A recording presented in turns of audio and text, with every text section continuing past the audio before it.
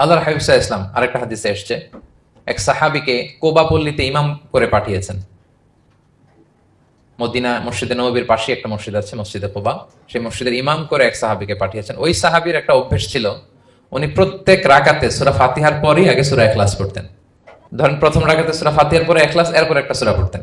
দ্বিতীয় রাকাতে সূরা ফাতিহার পরে আবার সূরা ইখলাস, এরপর একটা সূরা পড়তেন।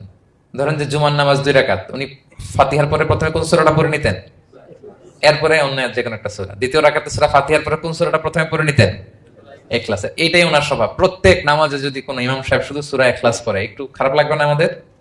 ওনার মুসল্লিদেরও তাই লেগেছে। ওনারা জিজ্ঞেস করলেন, তুমি এটা কেন করো? এরকম না করে স্বাভাবিকভাবে পড়ো। উনি বললেন, না, আমি এইভাবেই পড়বো, আমি যেভাবে পড়তেছি এইভাবেই পড়বো, পড়লে পড়ো, না হলে তোমাদের হিসাব তোমাদের। তো তারা যে রাসূল সাল্লাল্লাহু আলাইহি ওয়াসাল্লামের কাছে বিচার দিল যে, রাসূলুল্লাহ, দেখেন, একজন ইমাম আপনি আমাদের জন্য নির্ধারণ করেছেন, উনি প্রত্যেক রাকাতে সূরা ইখলাস পড়ে, ইন এভরি সিঙ্গেল রাকাত সূরা ইখলাস পড়ে। তো রাসূল সাল্লাল্লাহু আলাইহি ওয়াসাল্লাম তাকে ডাকলেন, ডেকে বললেন, ঘটনা কি? তুমি নাকি এরকম করো, প্রত্যেক রাকাতে ফাতিহার পরে আগে ইখলাস দিয়ে শুরু করো, কেন কেন করো? সে বলতেছে, ইয়া রাসূলুল্লাহ, হ্যাঁ, আমি আসলে এমনটা করি, কারণ আমি এই সূরাটাকে বড্ড ভালোবাসি।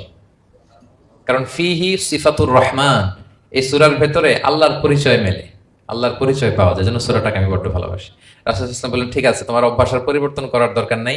হুব্বুকা ইয়াহা ইউদখিলুকাল জান্নাহ, এই সূরার প্রতি তোমার এই ভালোবাসাই তোমাকে জান্নাতে প্রবেশ করাবে।